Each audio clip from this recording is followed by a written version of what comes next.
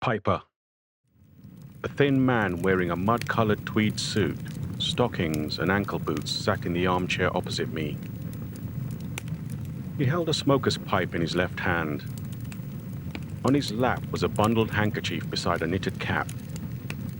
Montague Piper put the pipe to his mouth and took a puff. Tiny gold-framed spectacles covered his eyes. They reflected flames from the fireplace. He exhaled, turning to me. He watched me over his spectacles. Sometimes I wish I didn't take them up that mountain, gatekeeper. I kept my eyes on him. He took another puff from his pipe. His eyes averted to Mortimer, who sat on his rug, head on paws. "Your friend here is a good guide," he said. Mortimer did not blink. "Did you meet two mountain guides at the map shop?" Piper looked at the handkerchief bundle on his lap. He placed his pipe on the table beside him and then untied the napkin to reveal a ham sandwich. "Would you care for one?" he said. "I'd prefer if you continue with your account," I said. Piper took a bite. He watched Mortimer as he chewed. Mortimer remained still, eyes on him. I did meet the guides at the map shop, and frankly, they didn't know what they were talking about.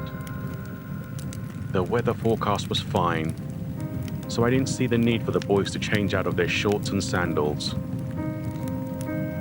The guides were just trying to sell me a map, I tell you. My map was sufficient, so I continued on my way. I took 7 lads with me, aged between 9 and 16. I supervised the provisions, so we had plenty to eat, and we planned to reach the village on the other side of the peak before nightfall. Off we went. Piper took another bite of his ham sandwich. "Here, boy." Piper held out his sandwich for Mortimer. "I would not do that if I were you," I said. Piper leaned back in his chair. We passed a small home at the brow of the peak. I asked one of the older boys to knock at the door so we could top up our water canteens. An elderly man came out and assisted us. I asked him about the route on my map up to the peak. He told me there was no route. His wife, a portly lady, then came out. She looked at the boys. She started spouting gibberish in her native tongue. In broken English, the man told us to turn back. I refused to listen to a peasant who lived in a small brick house. I thanked him for the water, and we got on our way again. We were about a third of the way up the peak when the weather tipped the other way. I did think about going back, gatekeeper, and I knew this path. It was on my map. I was sure. I put Rawlins, the oldest of the boys, at the back of the group to ensure the younger ones kept up. I took them further up. Piper stopped chewing. His spectacles reflected the blue flames from the fireplace. Snow was now a blizzard. I couldn't see 3 feet in front of me, but I made sure the boys kept close behind. We had no choice but to continue. I looked at the map, but it was soaked. Everywhere looked the same. I knew the route, so I pressed on. One of the younger boys, Francis, collapsed, so I made a decision. I sent Rawlins and Jones, 2 older boys, back with a young one, and the rest of us would press on. I'm sure the weather will break when we reach the other side. Piper carefully wrapped his handkerchief and placed it on the table beside his pipe. Blizzard blew harsh. Couldn't see 1 foot in front of me now. We had no choice but to keep going. The boys behind me fell away. I didn't even notice. It was so cold. I lost them, one by one. Liar. A voice came out of the waiting room. Mortimer exited the room. Piper watched me. Who was that? Mortimer returned with a tall, wiry 16-year-old boy in shorts and sandals. Rawlins glared at Piper. "We begged you to turn back, but you didn't. He was warned 3 times, gatekeeper. Rawlins raised his index finger. Firstly, by the staff at the hostel we stayed in. But he fobbed them off. They're imbeciles. What do they know about the weather? Piper said. Rawlins held up his long finger. By the guides in the map shop. You watch your tone, boy. I'll see to it that you get a good lashing, Piper said. Lastly, the couple in the brick house where we stopped to fill our canteens. Piper shot up and strode to Rawlins, cocking his right hand for a slap. Rawlins covered his face. Mortimer stepped in front of him, growling. Piper halted, stepping back, as Mortimer edged towards him. I suggest you sit down for your own safety. I will not listen to this codswallop. It was just trouble that fell upon us. Rawlins, with tear-soaked eyes, glared at Piper. I just about made it back to the couple in the brick house. Francis didn't survive. I remember he was cold as I carried him. Jones told me to check him, so I did. He was dead. Jones and I continued, making our way back to the brick house. Couldn't follow any tracks. It was difficult to see. Jones fell as we were on the descent. I saw the house. Rawlins wiped his eyes. By the time I got back with help, he was dead. They took me to the hospital, but I didn't make it through the night. It was because of him. He murdered all of us, gatekeeper. He should pay for that. Steady on, Rawlins. I won't tell you again, Piper said, his eyes still on the fireplace. I glimpsed a brief smile appear on his face, gone as quickly as it came. Thank you, Rawlins. Mortimer will escort you to the waiting room. Good riddance, Piper said, his eyes still on the fireplace. Gatekeeper, who will you believe? A respected member of the faculty at Horsham Boys' School, or a petty immature schoolboy holding a grudge? Piper pressed the tips of his fingers together. I was never convicted of foul play. It was trouble, as I stated before.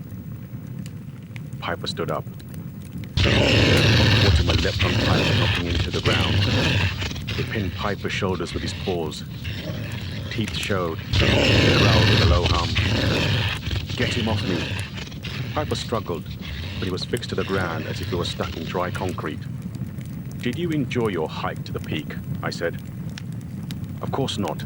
Get him off me. I won't ask again, so I suggest you respond honestly, I said. Piper glared at me. His eyes flickered yellow for a second. Of course I enjoyed it. Bloody little bastards. Don't know they're born. What with Mummy and Daddy's wealth supporting each step they take. I had to pull them down a peg or two. I'm glad the blizzard was the last thing they saw. Don't worry, gatekeeper. Mummy and Daddy will just make a few more sprogs to take their place, and all is well again. The only misfortune these new sprogs have is that I'm not there to show them the correct way.